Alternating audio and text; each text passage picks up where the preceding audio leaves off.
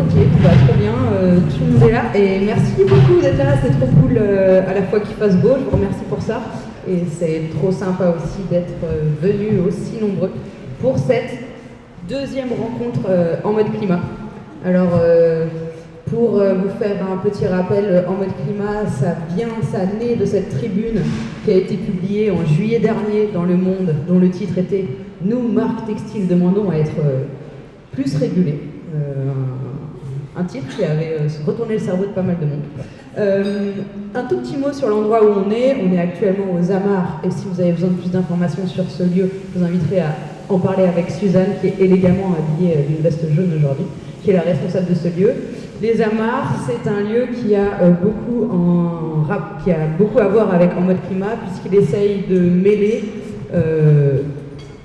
social, écologique et activité commerciale, qui est globalement un peu ce qu'on essaye tous de faire ici. Alors voilà, le but de cette rencontre, c'est comme la dernière finalement, de faire un bilan sur ce qui s'est, pas comme la dernière, c'est de faire un bilan sur ce qui s'est passé depuis notre création. C'est d'essayer un peu de projeter sur qu'est-ce qui peut se passer dans les prochaines étapes, qu'est-ce que ça va être notre plan pour les prochaines étapes. Et surtout, c'est assez, pas intuitif, mais le vrai but, c'est qu'on se rencontre entre nous, qu'on boive des verres entre nous et qu'on crée du lien entre nous, parce que finalement, la force des mouvements comme les nôtres, c'est les relations qu'il y a entre les gens et comment on s'entend et comment on arrive à porter ensemble les mêmes combats. Donc, le programme de la soirée, c'est que d'abord, avec Guillaume, mon associé, on va vous faire un petit bilan de ce qu'a fait En mode climat ces derniers mois et qu'est-ce que c'est les prochaines étapes qu'on envisage.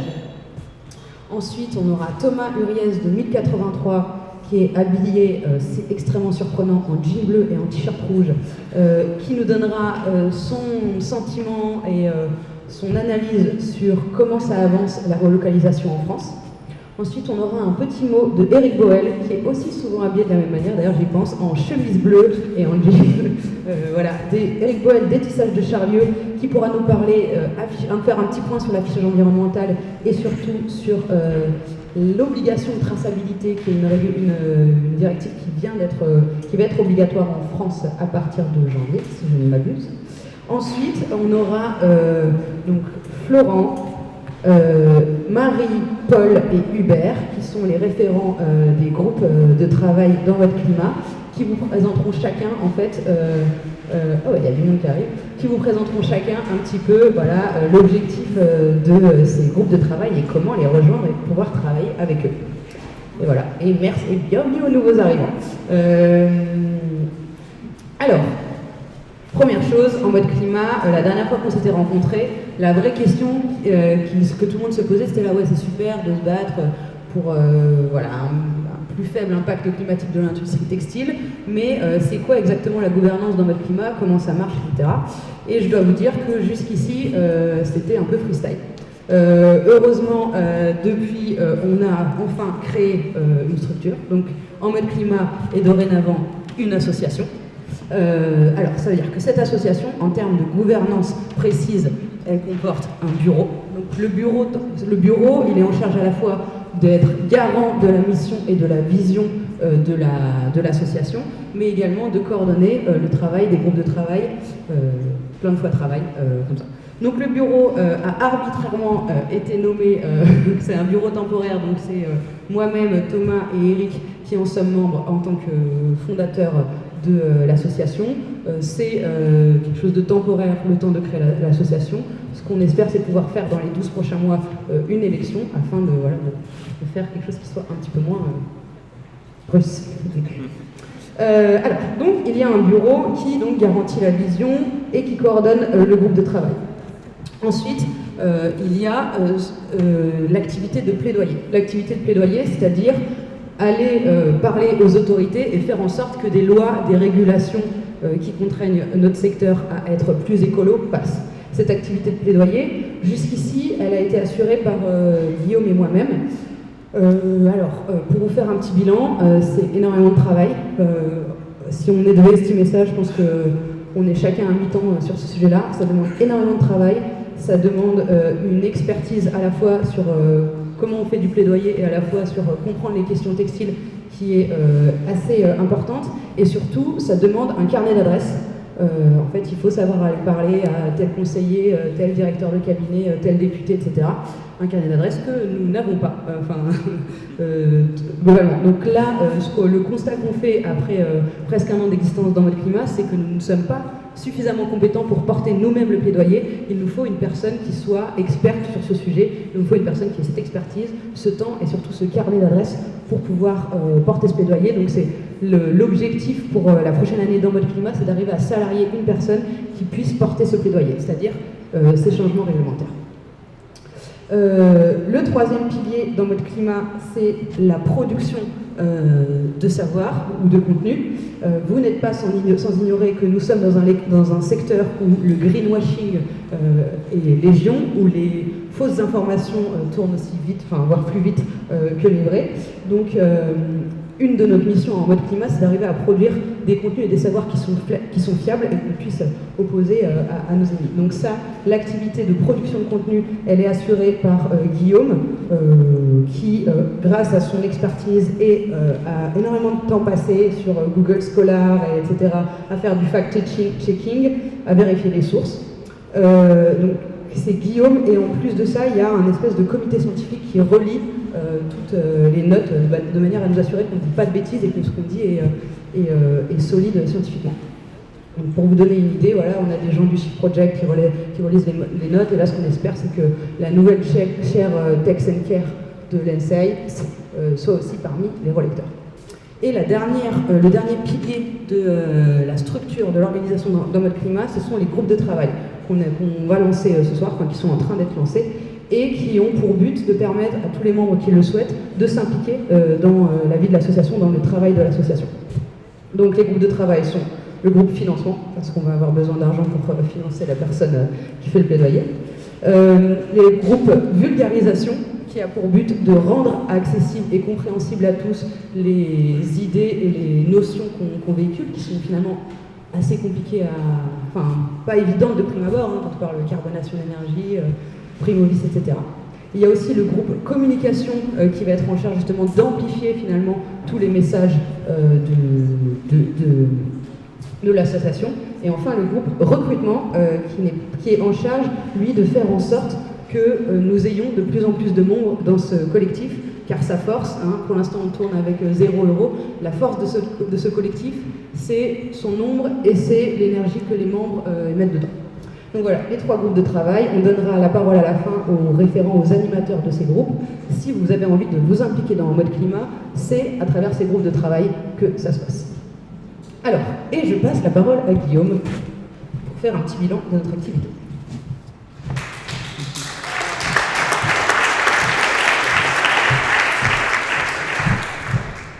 Bonjour à tous. Alors, pour faire un petit bilan de ces 6 derniers mois, je dirais qu'on vient de réinscrire un petit peu en Mode Climat dans le contexte. Je rappelle que notre objectif, c'est tout simplement de faire en sorte que le secteur textile respecte l'accord de Paris.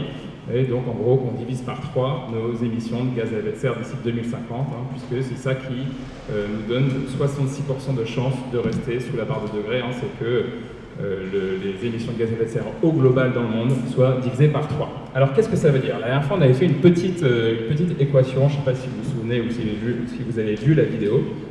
On a montré une équation de Kaya qui montrait qu'en gros, pour que ces émissions baissent, il fallait s'appuyer sur 3 piliers. Bon, le premier pilier, c'est favoriser la sobriété. Donc, en gros, consommer et produire moins de fringues.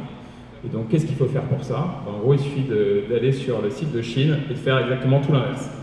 Donc, ça veut dire qu'il faut d'abord pénaliser les incitations à consommer. Donc, ça veut dire le renouvellement ultra rapide des collections, les promotions trop fortes et trop fréquentes, et puis enfin aussi, d'une certaine manière, le nombre de références mis sur le marché. Si vous regardez Chine par exemple, c'est 1 demi-million de références aujourd'hui par rapport à Zara qui paraît ridicule à côté, où c'est 10 à 15 000. Ça, c'est la première chose. La deuxième chose sur les incitations à consommer, il faut en parler, c'est les prix dérisoires. Quand un t-shirt coûte le prix d'un café, forcément on les achète par pack de 5 et on n'a aucune incitation à les réparer. Donc ça, c'est hyper important. Et ça, c'est basé sur quoi les prix dérisoires? Vous le savez, c'est des délocalisations dans des pays où les ouvriers, surtout ouvrières, sont payés à des salaires complètement indignes. Je ne sais pas si vous avez la stat, au Bangladesh, le salaire moyen dans le textile, c'est 21% du salaire vital, donc du salaire qui permet simplement de se nourrir, de se loger, de se chauffer, d'emmener ses enfants à l'école. Ça, c'est la première chose. La deuxième chose, c'est relocaliser l'industrie. Et pourquoi il faut relocaliser l'industrie? Parce qu'aujourd'hui, en fait, il y a une forme de prime au vice. C'est une notion qu'on avait déjà abordée, mais la prime au vice, en gros, c'est l'avantage compétitif à produire mal. C'est-à-dire qu'aujourd'hui, si vous produisez dans des conditions dramatiques au Bangladesh, dans des usines qui fonctionnent au gaz et au charbon, vous avez un avantage économique puisque vous produisez pas cher du tout. Alors, il faut donc compenser cette prime au vice, c'est-à-dire appliquer une forme de principe du pollueur-payeur. Alors vous allez me dire, ça existe, ça s'appelle la filière REP, la responsabilité élargie du producteur. Oui, mais aujourd'hui, ce qu'on appelle élargi, pas vraiment qualifié on ne peut pas vraiment le qualifier d'élargi, pour le problème par le tout petit bout de la lorgnette qui est les déchets. Les déchets qui sont totalement en fin de cycle. D'ailleurs, la preuve, c'est qu'aujourd'hui, pour écomoduler l'éco-contribution, on regarde juste la taille du vêtement. C'est 1 centime pour un petit vêtement, 10 centimes pour un grand, forcément, puisque c'est corrélé à la taille du déchet. Et simplement, qu'est-ce qu'on oublie? On oublie à peu près les 15 autres facteurs, externalités sociales, environnementales du secteur textile, qui sont par exemple, je sais pas moi, les émissions de CO2, qui sont les rejets toxiques, qui sont l'acidification des océans, etc. Donc c'est tous ces facteurs, tous ces externalités environnementales qu'il faut vraiment prendre en compte dans la responsabilité élargie du producteur. Et puis la dernière chose, c'est une fois qu'on a décidé de produire et de consommer moins de vêtements, il faut faire tourner, garder plus longtemps les vêtements existants. Bon. Une fois qu'on a compris ça, on a la base de notre plaidoyer. Donc il s'appuie sur, en gros, 3 piliers, pour simplifier. Premier pilier, c'est prendre en compte la durabilité émotionnelle, c'est-à-dire toutes les incitations à consommer qui vont faire en fait en sorte qu'on garde nos vêtements de moins en moins longtemps. Deuxième chose, c'est les prix dérisoires, ou ce qu'on a appelé en fait l'indice de réparabilité, qui est une façon un peu plus politiquement correcte de le dire, mais en gros c'est la différence du coup entre prix du neuf et prix de réparation. Un vêtement neuf ne devrait pas coûter moins cher que le prix de réparation d'un vêtement. Et troisième chose, c'est prendre en compte l'impact environnemental d'un vêtement, en gros l'impact sur le cycle de vie complet d'un vêtement, ce qui paraît évident mais ce qui n'est pas du tout le cas. Par exemple, aujourd'hui, dans l'éco-contribution, puisqu'on regarde juste une toute petite partie du problème, c'est pas du tout le cas. C'est-à-dire qu'un vêtement, c'est écomodulé, on vous a dit, selon sa taille, et puis aussi un petit peu selon l'incorporation de fibres recyclées, et puis aussi selon la durabilité sur certains critères. Donc là, il y a un vrai travail à faire. Et enfin, pour finir, ça peut paraître évident, mais on se bat aussi tout simplement pour que les réglementations existantes soient appliquées, ce qui n'est pas le cas aujourd'hui. Si on prend l'éco-contribution, par exemple, il y a plein de ce qu'on appelle les free riders. Par exemple, Chine est free rider, c'est-à-dire que Chine, vous payez l'éco-contribution, mais Chine ne le fait pas. Ça, c'est pas normal. Fraude à la TVA. Les vendeurs de vêtements sur les places de marché comme Amazon ne payent pas la TVA et fraude, c'est quand même énorme, c'est plusieurs milliards, je crois que c'est 5 milliards par an aujourd'hui. Ensuite, fraude aux normes environnementales, dans les normes riches. C'était montré encore dans un reportage avec Martin Weil. Ils ont acheté des produits sur Chine et il y a des taux trop élevés de plomb dedans. C'est pas normal, ça doit être interdit ou taxé. Et enfin, une vraie application du devoir de vigilance. Alors ça commence par le coton Ouïghour, il y a des marques qui ont été attaquées et heureusement pour ça, mais ça devrait aller pour nous plus loin. Enfin, en gros, on devrait, quand on disait tout à l'heure qu'on paye aujourd'hui au Bangladesh 20% du salaire vital, pour nous c'est un manque de vigilance.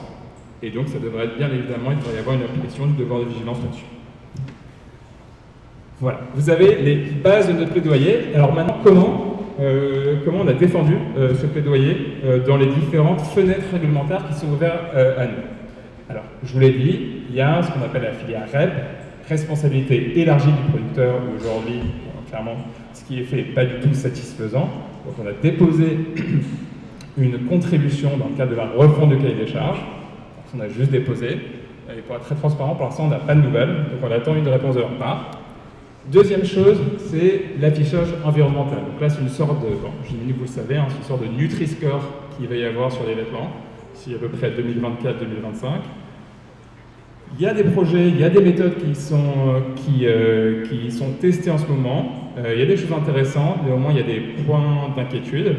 Pour être tout à fait transparent, on n'est pas pour l'instant 100% sûr que la fast fashion ne soit pas d'une certaine manière avantagée par ce qui est mis en place. Très concrètement aujourd'hui, hein, si on regarde la durabilité, elle est vue que d'un point de vue physique et pas émotionnel comme on l'a dit. Donc si c'est que physique, vous prenez un t-shirt 100% polyester, vu les tests qui sont en cours, ça reste bien mieux que n'importe quel t-shirt en coton. Donc, typiquement, voilà, on pourrait imaginer qu'un t-shirt Primark demain soit mieux noté qu'un t-shirt de Loom par exemple, ce qui serait un peu problématique. Et enfin, il y a aussi des discussions en cours autour de la stratégie européenne pour les textiles durables et circulaires. Et là, alors quand on lit au départ la circulaire, on a envie d'y croire, parce que ça parle beaucoup de fast fashion et de surconsommation. Malheureusement, quand on regarde dans le détail, ça parle en gros de recyclage, de microplastique, un petit peu d'impact environnemental, et pas grand-chose de plus. Donc c'est assez inquiétant. D'ailleurs, il y a quelques analystes, notamment américains, ou même la Changing Market Foundation, qui a réagi en disant que ces critères-là, c'était pas le problème de la fast fashion. Le problème de la fast fashion, c'était bien les modes de distribution et de commercialisation, et que la stratégie européenne était vraiment à côté de la plaque. Donc nous aussi, on pense qu'elle est un peu à côté de la plaque, et donc aujourd'hui, on a fait exactement une contribution, et on espère être intégré au groupe de travail, mais pour l'instant, sans réponse de leur part non plus. Maintenant, pour les prochaines étapes, alors en fait, pour être tout à fait franc avec vous, au départ, avec Julia, quand on est allé voir un peu les ministères, on y allait un peu la fleur au fusil, avec des slides type équation de Kaya. Regardez ce qu'il veut faire, c'est ultra logique, voilà ce qu'il faut faire, sobriété, relocalisation, etc. Et les gens nous regardaient un peu avec des yeux écarquillés, qu'on ne comprenait pas trop, parce qu'en fait, on a compris que le pouvoir se fichait un peu de la vérité ou de la science, c'est pas ce qui comptait. Et ce qui comptait, en fait, c'est la force politique. Et la force politique, elle est apportée par quoi? Elle est apportée par les idées, et à quel point les gens sont prêts à voter pour des idées ou à descendre dans la rue pour des idées. Vous connaissez peut-être cette théorie de la fenêtre d'Overton. C'est une théorie selon laquelle la viabilité politique d'une idée, elle n'a rien à voir avec la vérité, elle n'a rien à voir avec les préférences politiques d'un décideur, elle a à voir avec est-ce que oui ou non, cette idée est à l'intérieur de la fenêtre d'Overton. Donc, si on prend par exemple le mouvement des droits civiques américains, égalité des noirs et des blancs, ou le mariage homosexuel, c'est vraiment un déplacement de la fenêtre d'Overton qu'il y a eu, puisqu'à force de marteler et diffuser un message, on a rendu quelque chose qui était impensable, petit à petit radical, puis acceptable, puis sensible, puis populaire, et enfin c'est devenu une loi. Donc ça arrive d'ailleurs sur tous les bords de l'échiquier politique. En ce moment, on entend beaucoup parler des lois anti-immigration avec Zemmour, qui a rendu des idées qui étaient impensables, qui les a rendues petit à petit radicales, voire acceptables. Et donc nous, notre rôle, c'est pas forcément de passer sur CNews, mais en tout cas, c'est de diffuser et de marteler tellement fort des idées qui sont aujourd'hui perçues peut-être comme impensables, voire radicales, et les rendre petit à petit acceptables, populaires, et voire en faire des lois. Donc en gros, si on parle de Primovis, par exemple, la Primovis, notre boulot, aujourd'hui, c'est un petit peu... Ça choque en vrai certaines personnes, comme l'a dit Julia tout à l'heure. Et demain, l'idée, c'est de faire en sorte qu'en fait, ça soit impensable, au contraire, que quand on produit dans des conditions dramatiques, en polluant, ça soit moins cher qu'autre chose. Donc voilà notre travail. Et c'est donc le travail des groupes de travail qui est en fait tout simplement de faire déplacer cette fenêtre d'Overton. Donc en fait, il y a 4 groupes, comme disait Julia. Il y a le groupe vulgarisation, on doit produire du point de vue scientifique pour rendre ces idées plus acceptables. Communication, les rendre acceptables aussi, les diffuser dans le grand public. Il y a le groupe financement qui va avoir du plaidoyer pour diffuser ces idées au sein des décideurs politiques. Et enfin, il y a le groupe recrutement qui est là aussi pour diffuser ces idées au sein des entreprises. Voilà pour moi. Donc maintenant Julia va intervenir pour vous dire qu'on est peut-être quand même aujourd'hui en train de réussir à déplacer cette fenêtre d'Overton.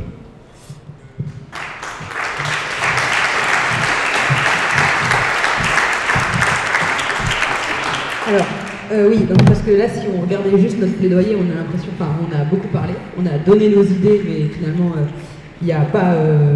on n'a pas encore de retour, on ne sait même pas si on a gagné ou si on a perdu. Par contre, il y a des endroits où on a gagné.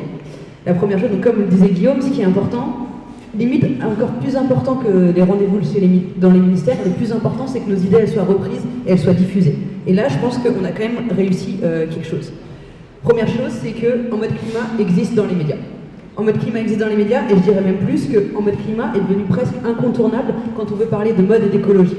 Donc, c'est surtout moi en ce moment, mais sur France Inter, dans Le Monde, ou encore dans le documentaire de Hugo Clément sur le front, où certains d'entre vous ont pu se voir à la télé, puisqu'ils étaient venus filmer la deuxième rencontre. Ça, c'est un documentaire qui a eu plus d'1 million de vues, c'est vraiment pas mal pour France 5. Donc ça veut dire que nos idées, en fait, elles sont diffusées, et il y a des gens qui les entendent, et elles sont martelées. La conséquence de ça, c'est que par exemple, quand on fait une pétition pour demander justement que des mesures stoppent la fast fashion, elle reçoit plus de 43 000 signatures, ce qui est beaucoup pour une pétition. C'est dans le top X des pétitions. Je n'ai pas les bons chiffres. C'est dans le top 2 des pétitions, donc j'ai aucune idée. Donc c'est vraiment une pétition qui a un fort pouvoir, sachant que le thème n'est pas très sexy, hein, ça ne touche pas les gens directement. Une pétition qui dit « mettez des lois pour réguler la fast fashion » et qui récolte plus de 50 000 signatures, c'est assez bien. Donc on parle de nous. Notre deuxième victoire sur nos idées, c'est que nous aussi on parle. Comme on a été identifié en tant que penseur, en tant qu'acteur incontournable de la mode et de l'écologie, on est invité dans les événements institutionnels. Samedi dernier à Change Now, avant au World Responsible Forum for Responsible Economy, à la Biennale du Centre des jeunes dirigeants.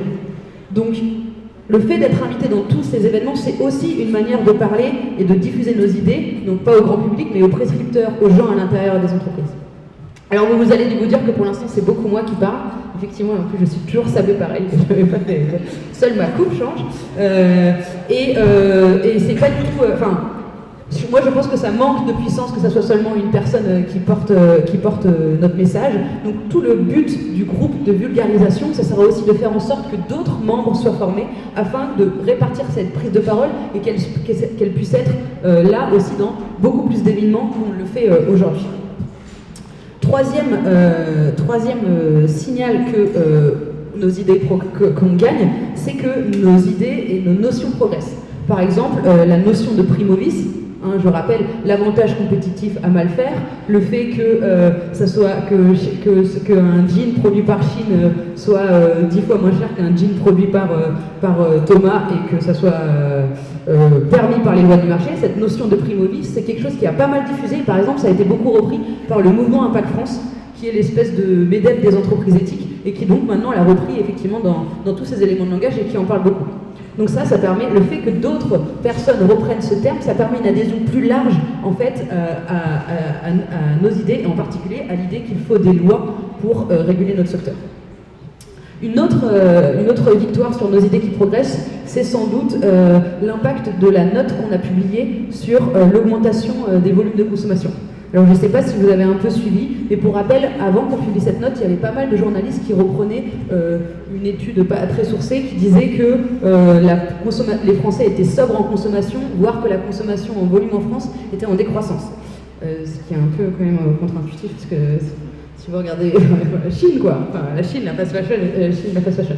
Donc là, la bonne nouvelle, c'est qu'il y a Kantar et IFM qui viennent de sortir à nouveau, eux, une étude, et en fait, ils confirment ce qu'on a dit, c'est-à-dire que non seulement la consommation est plutôt en croissance ces dernières années, mais surtout le volume de vêtements consommés par personne est plus important que ce qu'on pensait.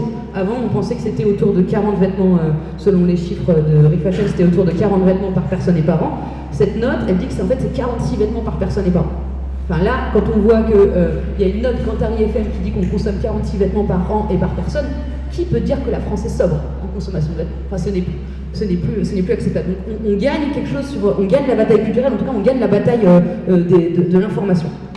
Et notre dernière victoire, c'est qu'on a réussi à faire des alliances. Je vous en ai parlé, le mouvement Impact France, il a repris notre terme de primovis, et du coup, on s'allie avec eux sur les plaidoyers qui sont pas spécifiques à la filière textile, mais qui sont plus généraux, comme la taxe carbone aux frontières ou alors l'orientation de la commande publique. Enfin, si on veut que nos militaires ils soient sapés français, c'est la même chose. On veut aussi que les meubles des bureaux, par exemple, de Bercy, soient faits en France. Et donc pour ça, on groupe avec le mouvement Impact France notre plaidoyer sur la commande publique et la taxe carbone aux frontières. Il y a une autre alliance qu'on a fait il n'y a pas longtemps, c'est avec The OR Foundation, qui est l'association ghanéenne que vous avez peut-être vu dans le documentaire d'Hugo Clément, là, sur le front où finissent nos vêtements, avec qui reprend finalement, c'est une association qui a plutôt une voix internationale et qui parle spécifiquement de l'éco-contribution française en disant que cette éco-contribution, elle doit être augmentée et qu'une partie de cette éco-contribution doit aussi servir à aller aux personnes qui gèrent les déchets finaux. Si je dois reprendre les mots de Lise Riquet, qui est la personne que vous voyez là, si on envoie plus de 50% de nos déchets textiles à l'étranger, c'est normal que l'argent suive. Donc, pour ne rien vous cacher, le combat qu'on s'est donné, c'est David contre Goliath. Enfin, on est en retard. C'est-à-dire que nous, on existe depuis un an. La fast fashion, elle est dans les institutions, elle est dans ses combats institutionnels depuis je ne sais pas combien de temps, puisqu'on le découvre au fur et à mesure. Ils sont hyper en avance, ils sont dans toutes les institutions, ils sont nombreux, ils ont des moyens, ils ont des gens, ils sont pas... Enfin là, pour l'instant, en mode climat, ça tourne avec 0 € et du travail bénévole. Je vous garantis que H&M, Chine et tout ça, ils ont un peu plus de moyens pour faire ces choses-là. Donc ils ont beaucoup de temps, ils ont beaucoup d'argent, ils ont beaucoup de moyens, ils ont des ressources, ils sont bien installés, ils ont le carnet d'adresses, mais nous, on est nombreux. Et surtout, la chose qui est extrêmement intéressante, c'est que malgré le fait qu'on soit tout petit, malgré le fait qu'on soit sans argent, on avance vite en fait. On avance vite parce que, on avance vite et on peut le voir parce que l'intérêt des médias, parce que nos thèmes qui sont repris, parce que les alliances qu'on arrive à faire. L'autre chose qui nous fait dire qu'on avance vite, c'est tous les intérêts que ça génère dans les boîtes ou structures existantes qui a priori ne seraient pas forcément alliées. Aussi bien au ministère de la Transition écologique que chez H&M, que dans toutes les boîtes textiles françaises, il y a des gens qui sont nos alliés. Il y a des gens qui essayent de faire bouger les choses de l'intérieur. Et ça, c'est quand même un signal super important. Et la dernière chose qui traduit quand même la montée en puissance de notre mouvement, c'est la croissance en nombre de membres. Je vous rappelle, au moment de la publication de la tribune, nous étions 150. Aujourd'hui, il y a plus de 450 membres. Dans Mode Climat. Donc on a fait.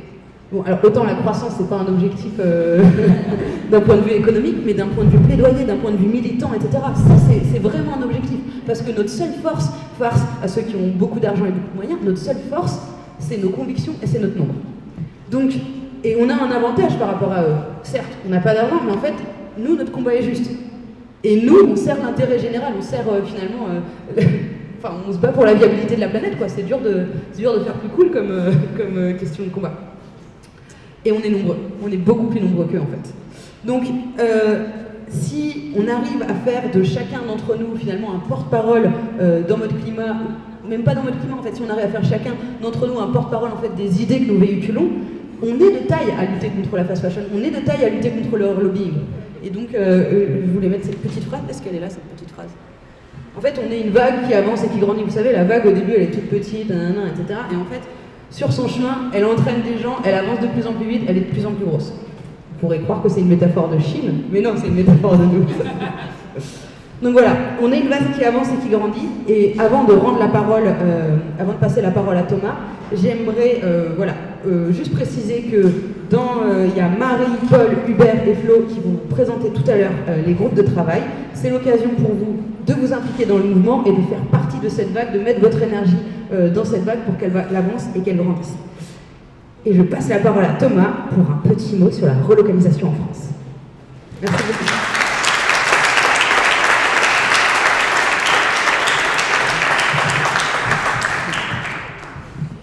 Bonsoir à toutes et tous. Donc moi mon thème c'est la relocalisation en France. Comme tu veux, non, tu peux parler. Non, je savais pas trop, j'avais pas tout à fait ces notes là. Mais tout va. Bah oui, la relocalisation en France, on aime bien ça. On est né même pour ça il y a 9 ans, avec Eric notamment du de Charlie. Que vous dire, bah en fait, alors Eric en parlera peut-être mieux que moi, tu prendras la suite peut-être. Mais produire en France, c'est vraiment le meilleur moyen finalement de réduire un peu l'empreinte carbone des produits que l'on propose et de s'engager mutuellement.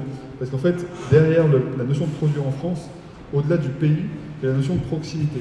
Et la proximité nous paraît être le chapeau le plus engageant qui nous amène à faire des choix meilleurs, non pas juste d'un point de vue intellectuel, parce qu'on sait que c'est mieux de ne pas fumer pour ceux qui fument, je ne les félicite pas. Par exemple, fumer, ça donne le cancer, on le sait tous, sauf que ce cancer, on l'a dans 30 ans. Et donc 30 ans, c'est loin, donc on s'en fout. Et finalement, même si on sait pendant 29 ans qu'on doit s'arrêter de fumer, c'est que quand on va nous annoncer qu'on a le cancer, qu'on va se dire merde, le cancer est proche, donc j'arrête. Et en fait, cette notion de proximité, elle est imparable parce qu'elle amène chacun et chacune à faire mieux, mais non pas en comprenant les choses, mais en les ressentant. C'est un peu comme tu l'expliquais tout à l'heure avec la notion de durabilité émotionnelle. Et ben en fait, la proximité, c'est l'émotion. Un truc qui nous a tous choqués dans le textile, j'imagine, c'est le Rana Plaza et son effondrement en avril 2013, je crois. Ce Rana Plaza, il s'est effondré au bout du monde.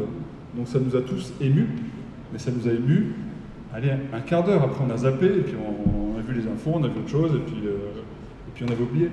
Alors si cet immeuble s'était effondré au pied de la maison où on a grandi près de chez ses parents, ben en fait on serait meurtri parce que peut-être on connaît le chien qui se serait fait écraser dans les décombres de cet immeuble et ça nous toucherait tellement que finalement on y pensera encore, ça nous rendrait triste à chaque fois qu'on passe devant.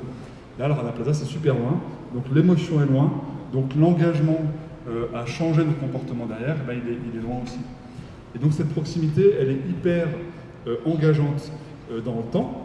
Elle est hyper engageante en kilomètres aussi, et elle est hyper engageante en intermédiaire. Et du coup, c'est pour ça qu'on pense que le Made in France a un atout extraordinaire, c'est qu'on peut se rencontrer les uns les autres. On peut visiter des usines. Pour des couturiers et des couturières, on peut rencontrer les clients pour lesquels on travaille. Moi, avec 1083 et toute l'équipe, Alexia, toutes celles et ceux qui sont un peu au contact des clients, les vendeurs, bah, ils reçoivent plutôt des compliments des gens, et c'est super. Mais en fait, on n'est que la partie visible de l'iceberg. Tous les autres ne voient personne. Toutes les couturières qui fabriquent vos jeans, elles ne voient personne. Et donc ça, c'est embêtant parce qu'en réalité, elles ont besoin aussi de ressentir votre engagement. Ça va les engager dans leur boulot. Ça va leur faire ressentir que fabriquer un jean du 83, en fait, ça rend leur métier beau, en quelque sorte, et c'est pas comparable aux couturières et couturiers qui souffrent au Bangladesh, par exemple. Et donc cette notion de proximité, pour nous, c'est vraiment le facteur ultime de l'engagement. C'est imparable, c'est universel, quel que soit son âge, son sexe, sa couleur de peau, sa religion. En fait, on est séduit, embarqué par la proximité. Et donc la traduction économique souveraine de la proximité, c'est le Made in France.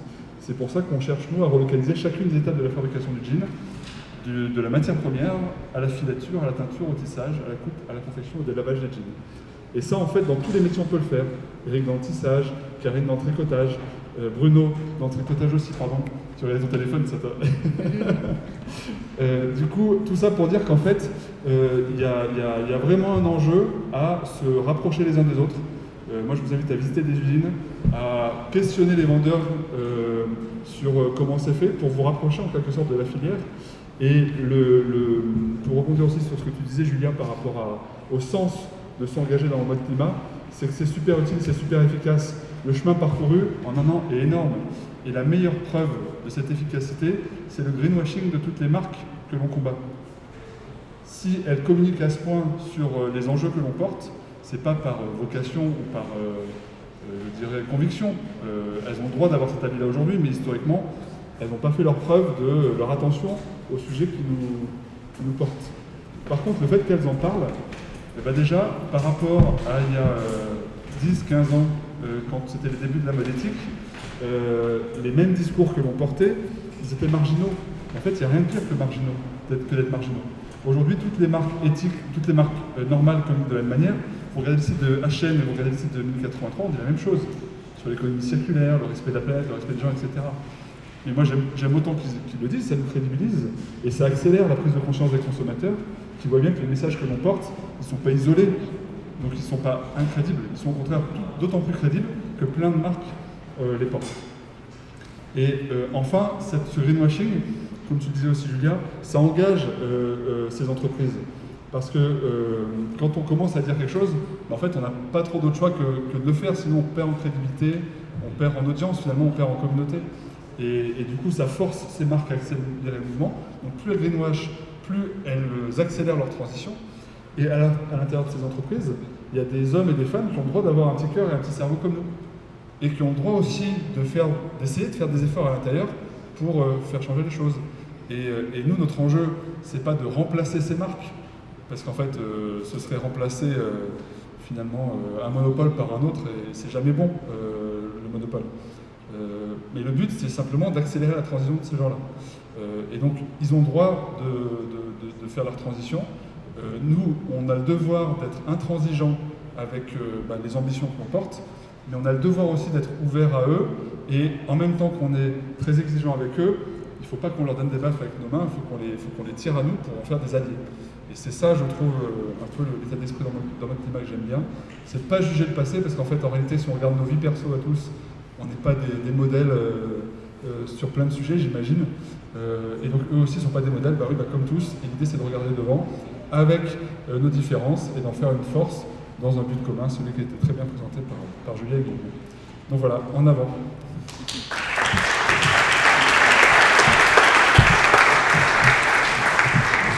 Tout ça sans notes, quoi. Incroyable. Et Eric, est-ce que tu veux bien nous faire un petit point? Attends, moi j'allais dire sur l'affichage environnemental et la traçabilité, mais ça se trouve tu veux parler d'autre chose, parce que je ne veux pas imposer de sujet. Si, je vais essayer de vous parler de ça. Tout d'abord, je suis ébahi de ce que vous nous présentez. C'est clair, c'est motivant, c'est sérieux, ça donne envie d'y aller. C'est un bonheur, vraiment, bravo. Et donc, c'est un peu moins sexy, affichage environnemental et le décret, l'article 13. Tout ce que vous avez dit, je me souviens la première fois qu'on s'est vu, tu m'as parlé de la primovis. Qu'est-ce que c'est que ce truc, la primovis? Comment on va dire ça aux politiques? Mais en fait, évidemment, ce mot il est choquant. Et il faut effectivement choquer pour qu'on puisse bouger et pour qu'on puisse faire bouger tout le monde. Les choses ont bougé. Les lois qui ont été votées, les décrets d'application qui sont sortis donc, il y a 3 semaines, donc vous le connaissez tous, donc cet article 13 de la loi AGEC, je ne sais pas si ça vous... Levez le doigt, ceux qui savent qu'il y a une traçabilité qui est obligatoire à partir de janvier 2013. Pas tout le monde, mais bon. On est en train de demander juridiquement à l'Union des industries textiles, un peu partout, si ça existe ailleurs. A priori, on est le seul pays du monde, je ne sais pas si tu sais, j'en sais rien, a priori c'est la seule loi qui dit qu'à partir de janvier 2013, pour les articles textiles spécifiquement, les 3 dernières étapes de fabrication, confection, ennoblissement, tissage, tricotage, on doit dire dans quel pays ça a été fait. Ça n'existe nulle part au monde. Ça semble rien, mais en fait, cette transparence, on l'espère, elle va changer le monde. Parce que la France, on le fait chez nous, on n'est pas le plus grand pays du monde, mais on a un pays qui porte par sa voix, et on espère que derrière, ça suivra dans les autres pays, et que le consommateur, évidemment, il va changer son acte d'achat, enfin, et tout le reste va se dérouler, bien entendu, et qu'on va avoir des achats qui vont influencer les choses pour permettre d'avoir ce pourquoi on est là, c'est-à-dire qu'on ne veut plus un système mondialisé, financiarisé, globalisé, polluant, déshumanisant, mais qu'on veut avancer, c'est pour ça qu'on est là, me semble-t-il, pour un système qui est plus local, qui est composé d'entreprises à taille humaine, qui décarbone et qui humanise les relations entre nous. Donc cette loi, cet article 13, l'affichage environnemental est un sujet très important, bien sûr, mais l'article 13, c'est dingue que ce soit arrivé. C'est passé sous les fourches codines de l'Union européenne. Ça a été validé par l'Union européenne. C'est de nature à gêner la libre circulation des textiles en Europe. Et parce qu'il y a une justification environnementale, c'est passé. Donc c'est intéressant, ça a été validé par l'Union européenne. Bref, ça c'est cet article 13. Par contre, on a un défi, c'est qu'il y a une foire aux questions qui a été lancée par le ministère de l'écologie, la transition, et que cette foire aux questions, évidemment, il y a plein de fédérations et de marques qui achètent essentiellement à l'autre bout de la planète, qui posent plein de questions, qui démontrent que c'est pas possible, qu'on peut pas la mettre en œuvre. Donc c'est pas fini, le combat est pas fini, il faut qu'on continue là-dessus.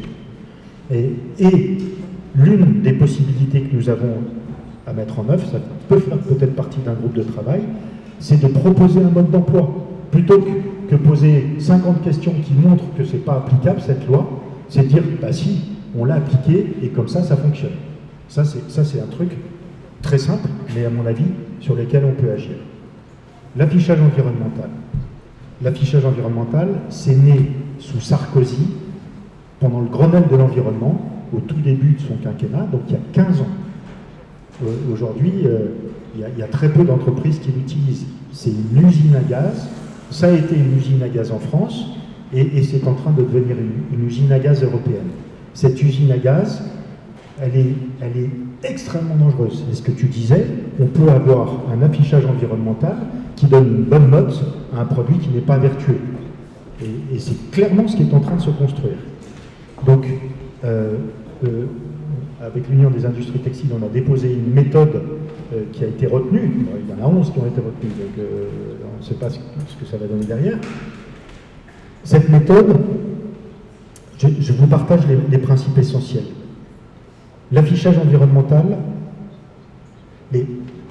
en fait, on est dans un système qui est incroyable. On a des systèmes politiques qui sont censés être démocratiques pour le citoyen, mais ils ne le sont pas pour les entreprises. Les PME productives, etc., ce sont les invisibles de l'économie, comme les clodos sont les invisibles de la société. On est les parias de la société, les petites entreprises, etc. Et donc, si on fait un affichage environnemental, il doit être démocratique. Ça veut dire quoi? Que 100% des entreprises et 100% des produits doivent pouvoir avoir un affichage environnemental sans être obligés d'avoir 3 ingénieurs, de dépenser 5 000 € par produit, comme c'est le cas actuellement sur l'affichage français, etc., etc. Ça n'est pas possible. On doit avoir un système qui permet à toutes les entreprises et à tous les produits de montrer que leurs produits sont vertueux. C'est la base. Il faut que cet affichage il soit simple à comprendre par le consommateur sans être simpliste. C'est le premier prérequis. Le deuxième, c'est qu'il doit être simple à mettre en œuvre par les entreprises. C'est le deuxième prérequis. C'est ce côté démocratique. Le troisième, c'est qu'il doit être différenciant pour les produits. Tout est fait pour que les produits soient lissés, qu'il n'y ait pas de relief entre un produit fabriqué à l'autre bout de la planète ou ici. Ils ont les mêmes impacts, donc on ne sait même plus lequel il faut choisir. On ne comprend rien. Donc ça, c'est le troisième. Il doit être différenciant pour les produits. Le quatrième, il doit être fait sur des bases de données qui sont auto-alimentées par les entreprises qui vont y participer. Et enfin, pour qu'il soit démocratique, il faut qu'il soit gratuit. Et en l'occurrence, il y a des initiatives avec Wikicarbone. Je ne sais pas si Pascal est là. Davos, non. Donc, il faut qu'on ait un système qui soit gratuit pour que tout le monde, toutes les entreprises, y compris les TPE, puissent l'utiliser. Donc, le combat de l'affichage environnemental, en fait, le consommateur, pour qu'on puisse faire tout ça, c'est génial ce que vous avez fait, c'est génial. Vraiment, c'est clair, ça réveille, ça donne envie d'y aller. Enfin, bravo, bravo, bravo. Cet affichage, le consommateur, puisque évidemment il est essentiel dans tout ça, le consommateur, dans la Convention citoyenne, il a dit quoi? Il dit, moi je veux juste avoir où sont faits les produits et leur score carbone. Si déjà j'ai ça, c'est pas mal. Donc l'affichage environnemental, il va permettre le score carbone, peut-être un peu d'autres informations. Et la traçabilité, ça y est, c'est la loi AGEC qui permet de l'avoir. Mais après, tout le reste, effectivement, c'est la communication, tout ce qui vient d'être décrit, c'est parfait. Et puis, et je m'arrête là. Et pour tout le reste, évidemment, c'est le cœur. On aime dire au message de Charlieu, l'intelligence se nourrit de ce qu'elle reçoit et le cœur de ce qu'il donne. Ce projet, il prend de l'ampleur parce que votre cœur donne, parce que tous ensemble, on donne, et donc on se nourrit de ça. Et ça, c'est une force. de dingue. Et c'est pour ça qu'on est là, je crois.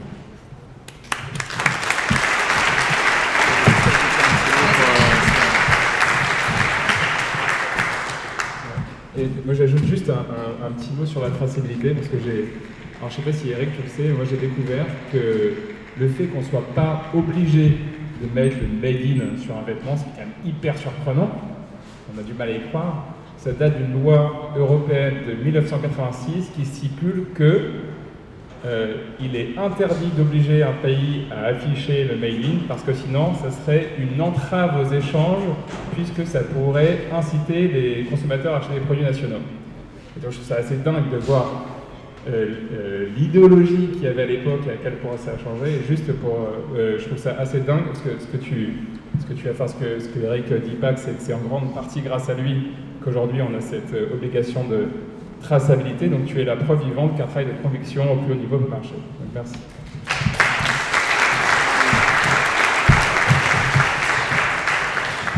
Et on va sans plus attendre laisser la parole aux référents des groupes de travail. Je ne sais pas qui veut parler en premier. Marie, tu veux bien? Donc Marie Nguyen de WeDressFair qui va nous dire quelques mots, des choses sur le groupe de travail communication. Bonjour à tous, moi c'est Marie, j'ai cofondé WeDressFair en 2018 et Julia m'a appelé il n'y a pas si longtemps que ça parce qu'il semblerait qu'on sait faire des campagnes de com pas chères. Du coup, l'idée ça va être de coordonner ce groupe de travail. Donc derrière ce groupe de travail, ça va être de diffuser les idées, les contenus et d'être très présent. Aujourd'hui, on a vu qu'il y avait beaucoup de choses qui sont passées dans la presse. Et on va continuer à faire ça et de le faire au maximum et encore plus que ça. Donc dans la presse, dans les réseaux sociaux, sur des campagnes de com. Donc la première étape d'un groupe de travail, c'est de créer ce groupe de travail. Et donc d'avoir une liste de personnes qui veulent rejoindre, donc des gens qui soient aujourd'hui passionnés de communication ou tous ceux qui ont à peu près 1000 idées à la seconde et qui ont envie de le développer pour un mode climat. Je suis là ce soir si vous voulez du coup nous communiquer votre intérêt pour ce groupe de communication, et vous êtes les bienvenus.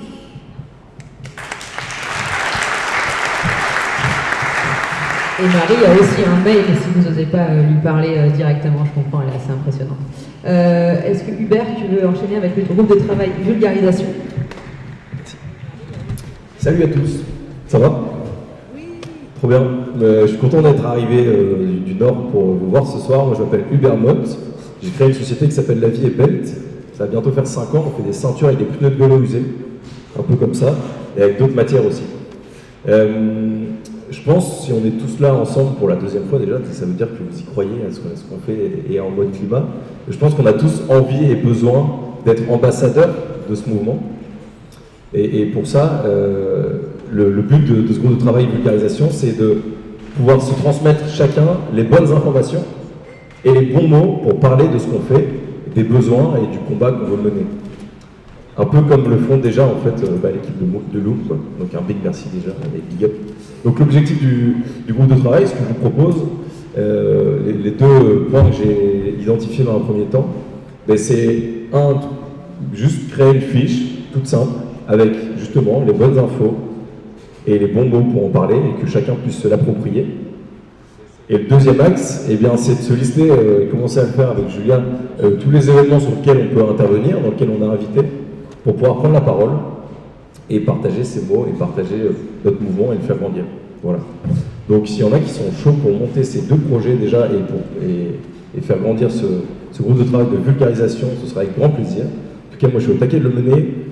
Avec La Vie est Belle, j'ai eu l'occasion de prendre la parole déjà dans les médias, en entreprise, et ça m'éclate pas mal. Donc je vous propose qu'on continue ensemble là-dessus. Ciao.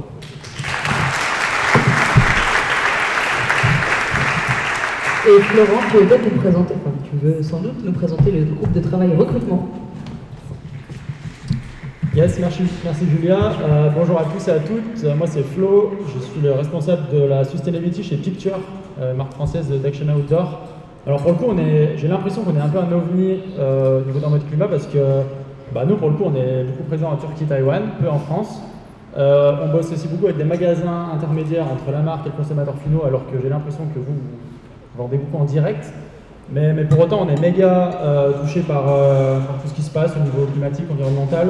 Bon, une grosse partie de mon travail chez Picture, c'est d'aller explorer ce que disent les climatologues, les ingénieurs en énergie. J'ai un peu le même taf que Guillaume, d'aller creuser. Et du coup, cet aspect climat, législation, me botte énormément. Donc j'ai décidé en fait de dédier, je dirais, 1 à 2 heures par semaine dans le cadre de mon taf pour En mode climat. Donc j'ai dit ça à Julia il y a 2 mois et c'est pas tombé dans l'oreille d'un sourd. Donc elle m'a rappelé en mode feu, prends le groupe recrutement. Donc ça va être ça l'idée. A priori on est 450, voire même un peu plus. Donc l'idée c'est d'aller à je ne sais pas combien. Picture, l'avantage, je crois, d'être présent dans une quarantaine de pays, c'est que on a un réseau a priori. On pourra discuter avec des marques à l'international, avec des recycleurs à l'international. Pas mal d'Européens, des assos qui existent déjà. Je connais bien les gens de chez Aircop, et Aircop aussi travaille avec d'autres marques du textile, outdoor notamment. Donc bref, avec ce réseau, il y a moyen qu'on fasse des choses un peu cool. Récemment, j'ai contacté Patagonia qui est en stand-by du coup sur l'acceptation de rejoindre le mouvement, donc ça peut être propre. Et voilà, moi je travaille avec une freelance qui est américaine, donc j'imagine que si on veut faire grossir le groupe, recruter du monde, peut-être qu'il va falloir avoir des contenus en anglais. Donc elle a fait des études de Sciences Po, de citoyenneté, etc. Donc ça va dérouler assez bien là-dessus, je pense. Et voilà, si vous êtes chaud de rejoindre le groupe, moi je reste là jusqu'à 20h30. Après il faut que je prenne le train, mais voilà, je suis là. Et qu'est-ce que je voulais dire? Non, ouais, c'est ça. Je pense qu'on crée le groupe, on verra comment on fonctionne, comment on communique, comment on se voit. Et puis feu quoi. Merci. Merci beaucoup. Oui, parce qu'on se dit quand même qu'il y a quand même pas mal de législation qui se passe au niveau européen, et il y a pas mal de trucs, à un moment ou à un autre, il va falloir qu'on fasse des alliances au niveau international. Ça ne pas. Et je passe la parole à Paul pour nous parler du dernier groupe de travail qui est clé pour nous, qui est le groupe financement, aussi appelé groupe Thune. Exactement, bonsoir à tous. Donc, je m'appelle Paul, je suis le cofondateur d'Hommage, que j'ai fondé avec mon associé Marine qui est juste là. On est un acteur de la mode de seconde main, pour ceux qui ne connaissent pas. On est une plateforme de revente de vêtements qui essaie de réconcilier tout le monde avec la seconde main. Et je suis aussi en charge, à la demande de Julia et Guillaume, et que j'ai accepté avec grand plaisir, du groupe de travail financement, qui est le groupe de travail le plus marrant. Pourquoi on a besoin de ce groupe de travail? Pardon, je m'étouffe un peu. On a besoin de ce groupe de travail parce que, comme Julia l'a brillamment expliqué tout à l'heure, avec Guillaume, il dédie... en fait, on a besoin pour 2 raisons. On a besoin pour le recrutement et pour la portée du message dans notre climat. Donc le recrutement, en fait, Julia et Guillaume, ils sont déjà stretchés à fond entre leur activité d'entrepreneurs et de leader pour l'instant du mouvement en mode climat. Et il manque aussi de compétences, des compétences qui sont plus proches du milieu du lobbying. Et donc on a besoin de recruter une personne. Si vous connaissez des lobbyistes qui bossent à titre gratuit et pro bono, on est hyper chaud, mais a priori il va quand même falloir payer cette personne.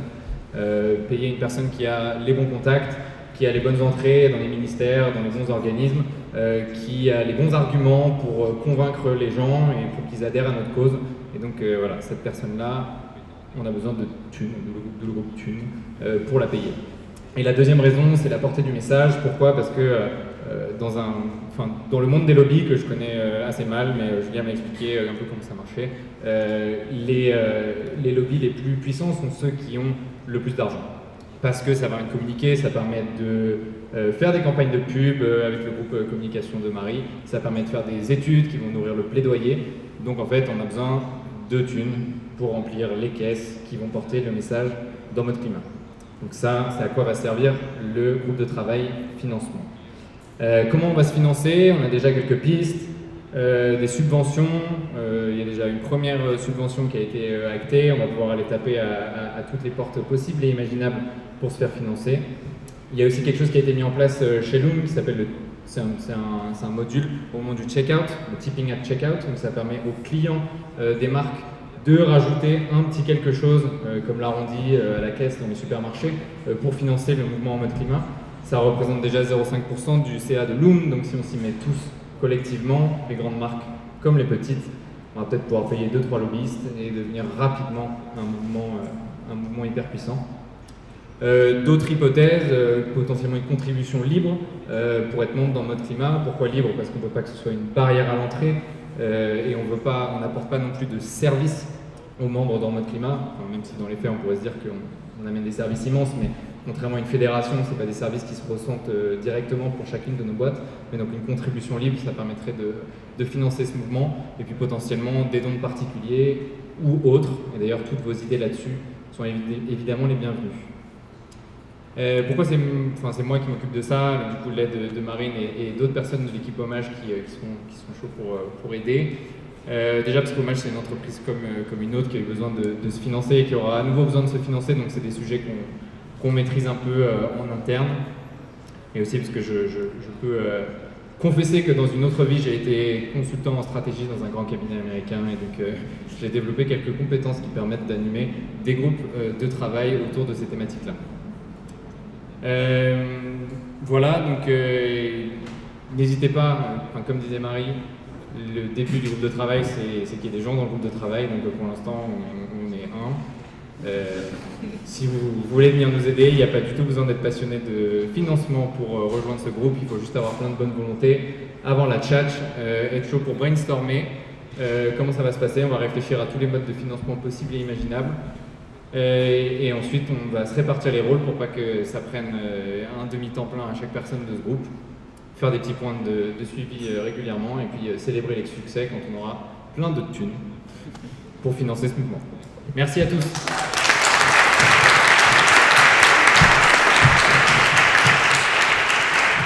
« 19h05. Franchement, on est bon sur le timing. Je déclare le bar ouvert et c'est le moment où on arrête de parler, on boit des verres et on parle entre nous. Merci à tous.